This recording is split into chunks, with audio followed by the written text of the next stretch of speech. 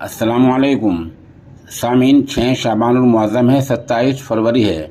ख़बर का उन्वान है नायब वज़ीर आला CBI के 5 दिन के रिमांड पर। ख़बर थोड़ी तफसील से सुनिए।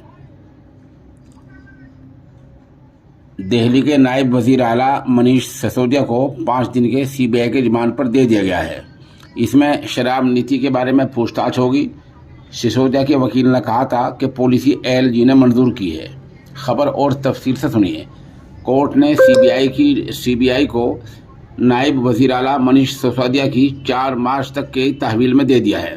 सिसोदिया को आज पीर के दिन 3:10 पर राउज एवेन्यू कोर्ट में पेश किया गया था। लगभग आधा घंटे की समाअत के बाद CBI की रिमांड की मांग पर कोर्ट ने फैसला महफूज रखा था। दिल्ली शराब नीति मामले में जांच एजेंसी ने सिसोदिया की 5 दिन की कस्टडी मांगी थी, जिसे अदालत ने मंजूर कर लिया है। CBI ने 24 घंटे पहले 8 घंटे की पूछताछ के बाद सिसोदिया को गिरफ्तार कर लिया था। जांच एजेंसी ने कहा था कि सिसोदिया सवालों का सही जवाब नहीं दे रहे हैं, इसलिए उनके रिमांड की ज़रूरत है। बहरहाल दिल्ली के नायब वज़ीर आला मनीष सिसोदिया का 5 दिन का रिमांड CBI को दे दिया गया है।